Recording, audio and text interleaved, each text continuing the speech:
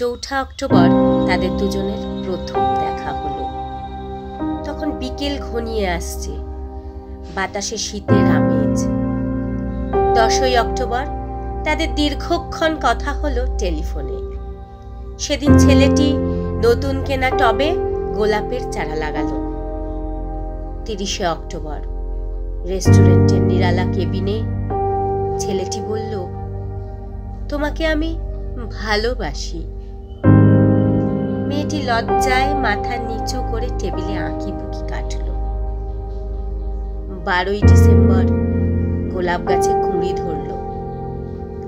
মেয়েটি রেস্টুরেন্টে ছেলেটিকে জিজ্ঞেস করল, কেন ভালোবাসো আমায়? আমি সুন্দরী তাই?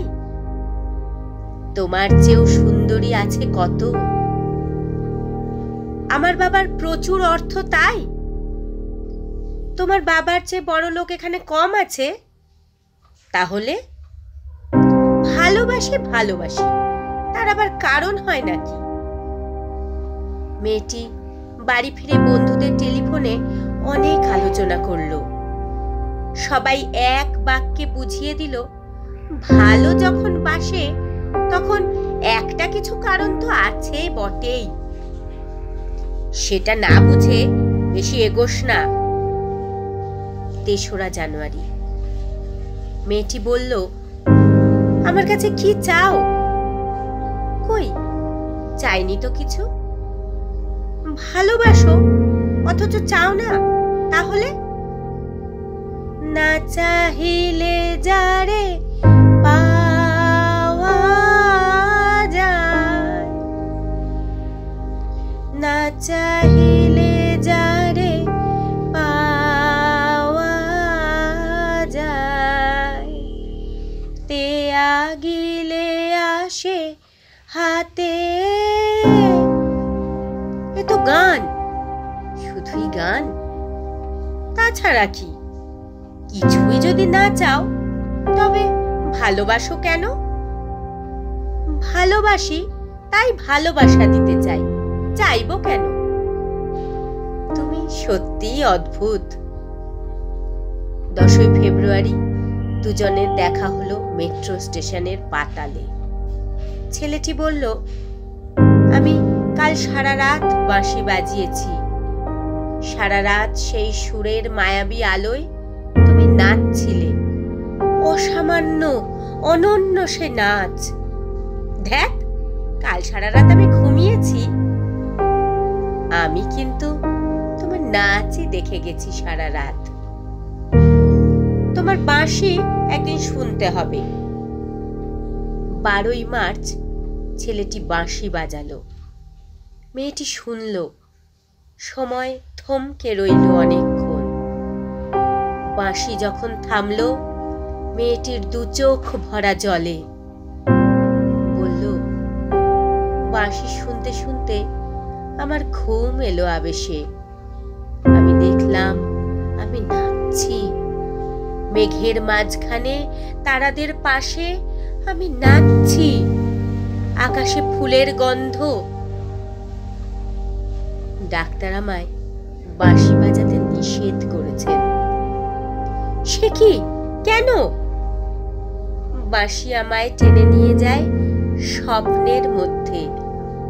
ডাক্তার বলেছে, স্বপ্ন দেখে আমার মস্তিষ্কের শিরা উপশিরায় জট পাকিয়ে যাচ্ছে। তাহলে ভাবছি।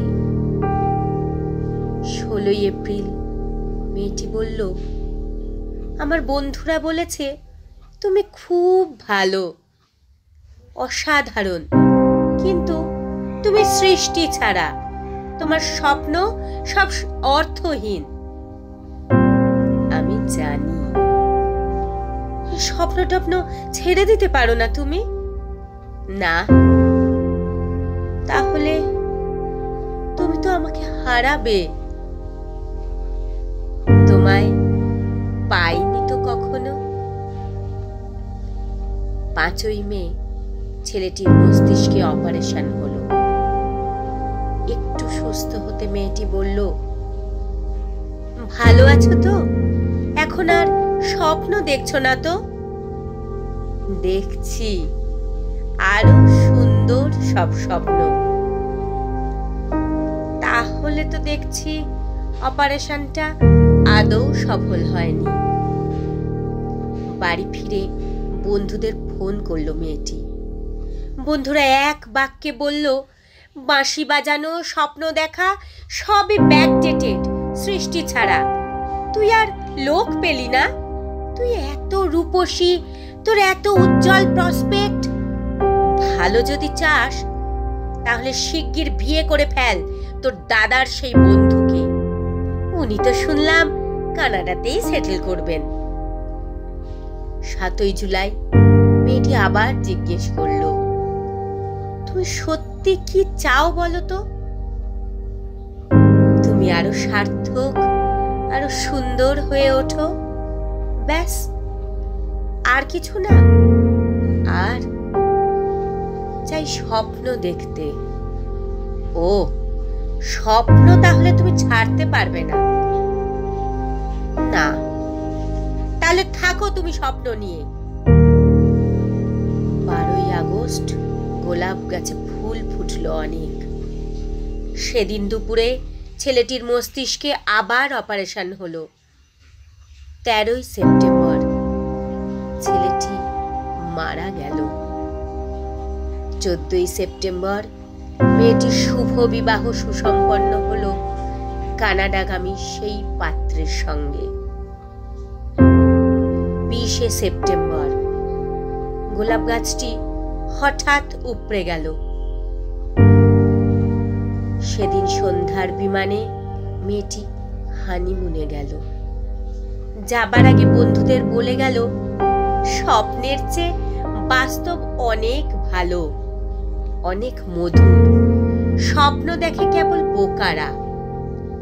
4 অক্টোবর ছেলেটির মা ঝরে পড়া গোলাপ গাছটিকে সযত্নে তুলে ফেলে দিলেন। শূন্য টবে তখন কয়েকটা পোকা, কয়েকটা মাছি।